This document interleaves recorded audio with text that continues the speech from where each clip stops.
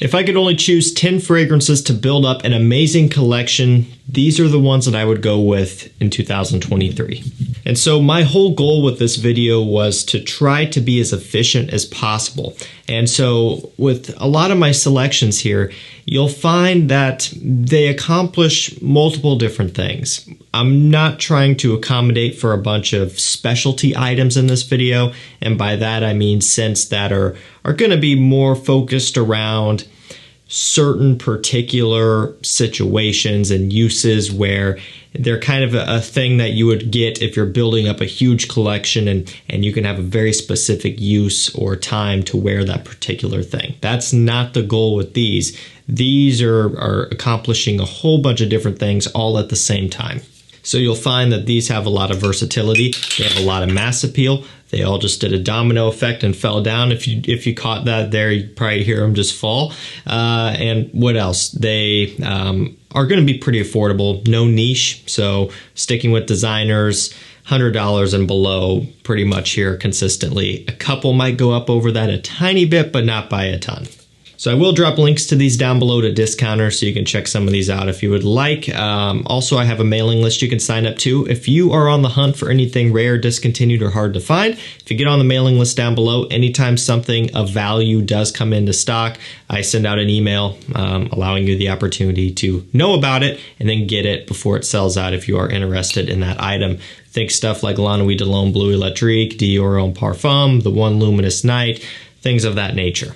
Okay, let's get it kicked off with AZZARO, the most wanted parfum. So, you know, this video is going to be 10 for all year round, or, you know, kind of a collection of 10. And so there's going to be some that are more winter, fall focused, some that are more spring, summer focused. A lot of us are heading into summer, but if you're in an area where, you know, it is getting cold, it's becoming wintertime, this would be one that you can dive into and start off with. It's got bourbon, vanilla, ginger, some woods in here. Has kind of a grape soda fizzy opening and then dries down to a vanillic, soft, woody scent, a little bit gourmand. This is actually one of my favorites from the entire line. It's right there, almost head to head with Wanted by Night, which I still don't think anything will come through and completely dethrone that one, but this is the closest that we've gotten so far. I really like it a lot, and now it's starting to become available on discounters for under that $100 price point, so it's a great purchase.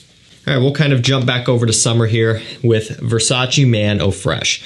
This falls right into the $40 range or so for 100 ml, and it is a fantastic, bright, citrusy, starfruit, and musk-forward scent. Think of this as the ultimate summertime vacation scent. I mean, it has a very Mediterranean, almost tropical, playful, beachy type of smell to it. I mean, I don't think you could smell this and then feel sad afterwards. Like, this is fun, happy summertime, all wrapped up into one thing. You know, at retail price, you are looking at close to $100, but the fact that you can get this one for less than $50 makes it a great deal.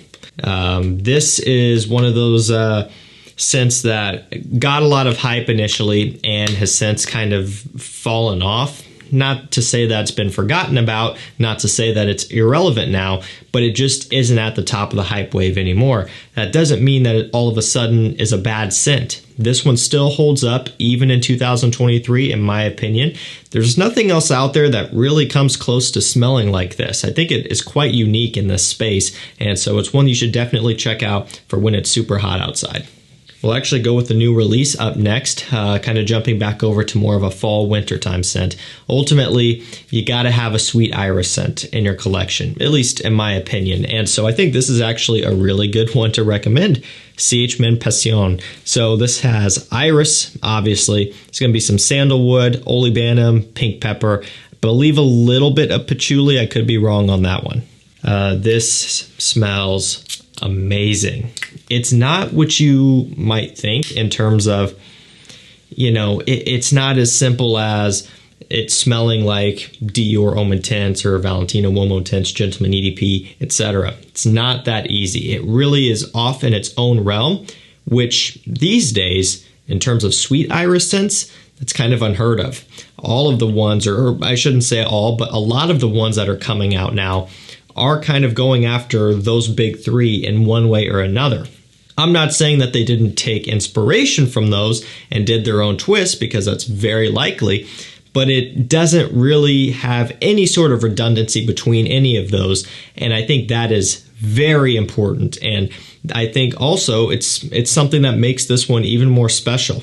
You know, if you already own all of the big sweet iris scents, adding this to your collection is something that wouldn't be redundant. But on the other hand, if you are only building up a collection of 10, you could have this one, which is going to smell different than all of those other ones, going to set you apart. But at the same time, it still accomplishes a similar thing, if that makes sense. So a nice, sweet, dusty iris. The sandalwood in here is very creamy as well. A little bit of a smoky kind of resinous is kind of compound as well from the olibanum. A little bit bright, ever so slightly. Ultimately, it is gorgeous, smooth, sexy stuff. One of my favorite releases of the year so far. Next up, we have YSL L'Homme Le Parfum. So the reason why I chose this, kind of going back to what I said at the beginning of the video, I'm going for things that accomplish several different things at the same time. So this one in particular, to me, smells like a mixture of Y Eau de Parfum, or even Y Le Parfum, and YSL EDP. So the reason why I chose this one is because it smells like a mixture of YSL EDP, or even Le Parfum meets YSL L'Homme, so the original L'Homme. It's a cross between those two, kind of like a hybrid situation. And you know, it makes sense. It's two fragrances from the same exact brand and a flanker of one of them, so that's kind of how it works out for me. It's got ozonic notes, amberwood, there's some citrus in here as well, some aromatics. So kind of touching on the best of both worlds. You get that gentlemanly, masculine, mature YSL L'Homme smell mixed with a little bit more of a playful, sweet kind of blue fragrance inspired EDP, or even again Y Le Parfum, a little bit more smooth there. So that's why I like this one. Instead of having to go out and feel like you need to buy both, you know, the classic OG L'Homme and then spend another $100+ on EDP, you can spend a little bit less than $100 one time and get the best of both worlds. I've liked this one a lot ever since it first came out, or ever since I first got it, and that hasn't changed. In fact, if anything, I've continued to develop a real love for this one more and more over time. Each time I wear it, I just like it more and more. So definitely think it's a nice one to invest your money into. I think everybody has to have a nice soapy clean vetiver scent in their collection, and this is a great one to have because of the price point. John VARVATOS XX Artisan. It's all about the bitter orange, the vetiver. There's some bergamot in here as well, but it's the bitter orange vetiver is what takes this one over, and it's a great one at that. Soapy clean vetiver with a little bit of an earthiness though, and also the bitter orange is kind of giving it that bite, that texture, that bright pop. So it does tie back to the original Artisan, you know, the OG, with that orange, you know, maybe even a little bit of Artisan Pure thrown in here with the citrus and kind of like a petitgrain neroli leaves type of smell, but it very much is vetiver focused from opening to dry down, so make sure you know what you're getting yourself into. But again, to reiterate, it is of the soapier variety, so it's clean, it's fresh, it's uplifting. You can wear this for anything, pretty much any time. And let's admit, this is probably one of the best looking John VARVATOS bottles. A nice modern gray with a little bit of like a flake to it. Very sharp. This looks amazing sitting on your collection shelf. Collection shelf? Yeah, I guess that makes sense. Let's keep it moving with Acqua di Gio Eau de Parfum. So again, guys, we're going back to trying to make the most out of not having to buy a bunch of stuff. So this also to me is a hybrid scenario, combining a few different things. First of all, no surprise, the original Acqua di Gio, the EDT, that DNA is in here. This is a more grown-up version of that. Makes sense. This came out a little over 20 years later. So the person that you were when you were wearing Acqua di Gio EDT, younger at that time, and now grown up 20 plus years, you're going to be at a different stage in your life. This makes sense. But beyond that, it also has a little bit of Acqua di Gio Profondo in here because the mineral notes accord from that one, which makes Profondo what it is, has been carried over to this, and I love that. Even some of the orange and the aromatics and things of that nature have been brought over as well. And it doesn't stop there. A little hint of Profumo in here from this kind of patchouli mixture. Gives it an ever so slight kind of depth and smoky dark layer that Profumo was known for on a bigger scale. You get a little bit of that in here. So again, nice hybrid scenario. You don't need to go out and buy a bunch of Acqua di Gios and blow over $300 to get all of those, right? When you can just get one for $100-ish and you're set for pretty much anything in the warm weather. Doesn't really matter. As soon as it starts warming up in spring, you can wear it all the way into fall time. You know, when it's still a little bit warm, this stuff works for anything. If you want to spend even less money, you could go with something like MISSONI Parfum. It's got lemon, birch, some grapefruit in here as well, and lavender. So it's very masculine, woody, and traditional is the way I describe this one. There isn't any sweetness to it. There's no aquatic notes to it. It's woods and some aromatic citruses. So kind of plays on that older style citrus aromatic DNA, but with a modern twist. And I think that's crucial to this one. Doesn't smell old school, doesn't smell like Dior Eau Sauvage or anything like that. This is essentially what I think is the modern version of something like Dior Eau Sauvage. So that's kind of how I would describe it. Again, they smell completely different, but just the style that this one fits in, that's how it is, you know, a little bit more traditionally masculine, but with a twist. And again, if I didn't say it already, it's $40-ish. You can get testers with a cap. I do believe, although actually I could be wrong, so do not quote me on that. They do have magnetic caps, nice custom presentation, classy looking bottle, great quality to price ratio, and great performance. You have to have at least one great date night scent, and I think this is one that you should have, everybody should have, the one Eau de Parfum. You can get this one for every bit of $60 for 100 ml on discounters, sometimes a bit less if you get a tester, but right around in that mid-designer range price point. It's got tobacco, amber, a little bit of cardamom in here, smoky, sweet, sexy, masculine, mysterious, charming, inviting. You name it, it has it. This particular one, the Eau de Parfum, has been around since 2015. The EDT came out a few years prior. Don't remember exactly when. So it's been around for a while. This one alone going on 10 years.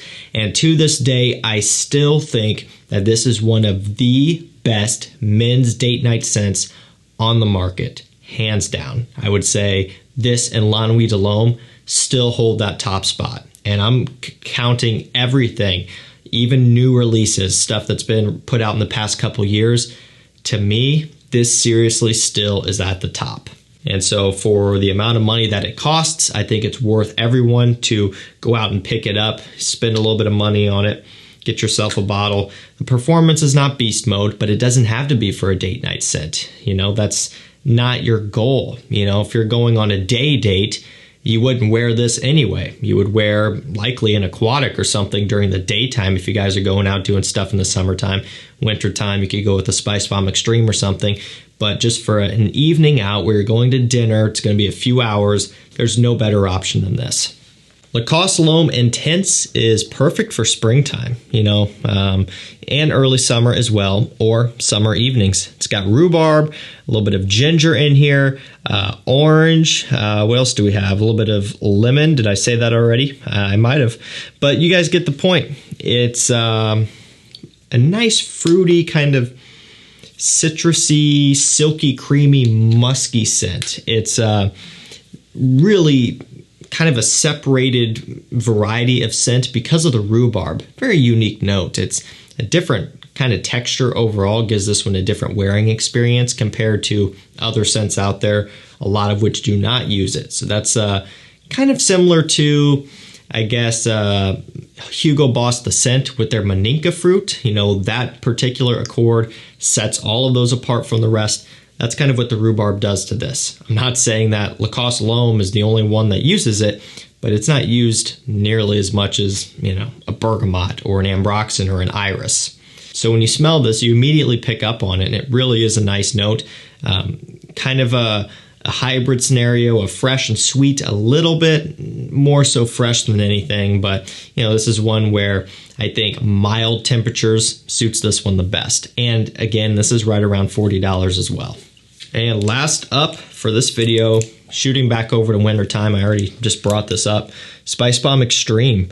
Tobacco Vanilla Black Pepper. This is one of the best designer affordable tobacco scents on the market. Yes, I know I was just talking up the one EDP, which also has tobacco. That is also one of the best. But when you factor in everything, performance included, this one is still going to be at the top as well. And to me, this is less of a date night scent. It very well could be. There's nothing wrong at all with that. To me, the one EDP is such an iconic date scent. This smells more like a holidays, Christmas, Thanksgiving, New Year's scent. Just those winter holidays, that's what this smells like. And it's comforting, it's cozy, it's warm, it's inviting, and it's beast mode. You know, it's a great one for that time of year, and one you should definitely have. One of the best winter scents out there. Alrighty guys, that's going to do it for me. How I would build a collection with only 10 scents. I think these cover pretty much all of the bases here, and you can kind of really get your use out of all of these to the fullest potential and not feel like you're leaving anything on the table, so to speak. Links will be down below. Deals will be going out to my mailing list. Thank you so much for watching. Stay safe, stay healthy. We'll see you tomorrow with another one. Take care.